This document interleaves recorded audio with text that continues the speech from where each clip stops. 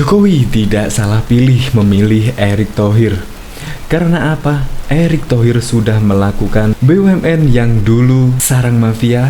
Sekarang Erick Thohir sudah melakukan pembersihan di seluruh jajaran BUMN. Contoh saja kasus Jiwasraya. Di kepemimpinan Erick Thohir bisa menuntaskan dan mengembalikan uang nasabah Jiwasraya sebesar 10 triliunan lebih. Dan Erick Thohir di tangan dinginnya bisa membuat BUMN go internasional.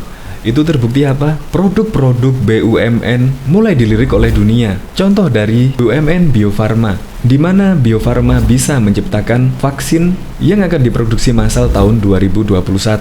Dan juga PT Pindad juga sudah go internasional melalui alutsistanya, sudah dilirik oleh di berbagai negara. Dan yang kemarin, yang 8 tahun merugi, sudah membuahkan hasil, yaitu mencatat laba bersih hingga 1 triliun lebih. Dan masih banyak lagi gebrakan Erick Thohir yang masih belum berusia 1 tahun di jajaran Kementerian Indonesia Maju Joko Widodo. Dan Erick Thohir akan memberikan surprise.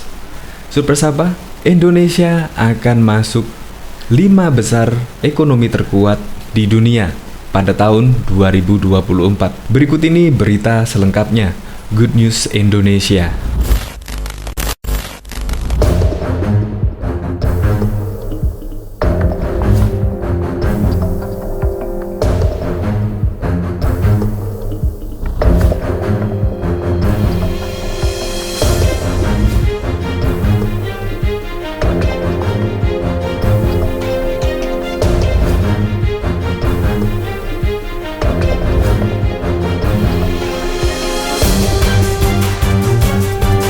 Sebelum menyaksikan video ini, pastikan bosku jangan lupa subscribe. Karena subscribe itu gratis plus bonus tonton video terbaru setiap harinya. Jangan lupa ya. Erick Thohir, Indonesia jadi 5 besar ekonomi terkuat di dunia. Presiden Joko Widodo tengah menyiapkan surprise atau kejutan. Hal ini disampaikan Menteri BUMN Erick Thohir saat sedang memaparkan target dan rencana Indonesia pada tahun 2045 mendatang. Erick menyebut Indonesia diproyeksikan menjadi negara dalam 5 besar ekonomi terkuat dunia pada tahun 2024. Hal ini tak lepas dari bonus demografi dan juga kekayaan sumber daya alam SDA yang dimiliki. 2045 itu katanya kita jadi top 4 atau 5 country dalam arti ekonomi di dunia, ujar Erick dalam diskusi virtual yang diselenggarakan Kingdom Business Community pada Kamis 2 Juli.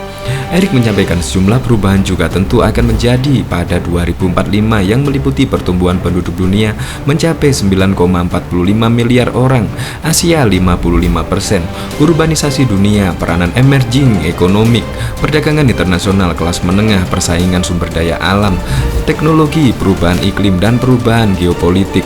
Indonesia sendiri diproyeksikan memiliki populasi penduduk sebanyak 319 juta jiwa dengan usia harapan hidup hingga 75,5 tahun dan pertumbuhan ekonomi sebesar 5,7%.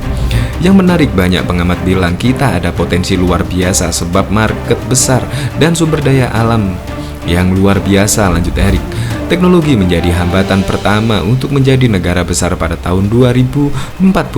Oleh karenanya, Presiden meminta pengembangan percepatan teknologi harus dilakukan.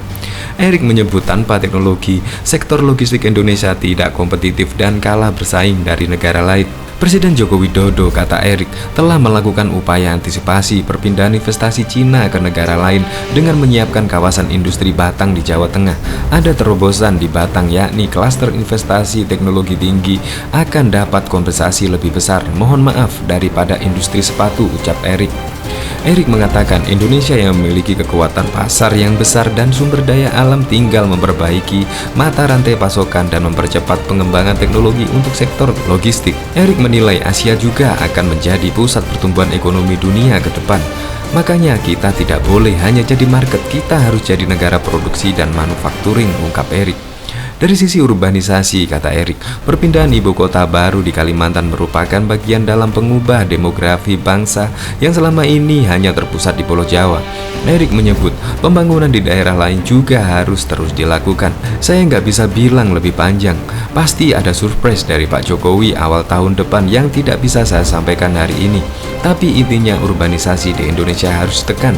Tidak mungkin kota Indonesia yang sudah tua tidak ada lagi pembangunan reinvestment dari urban perkotaan sendiri, ucapnya.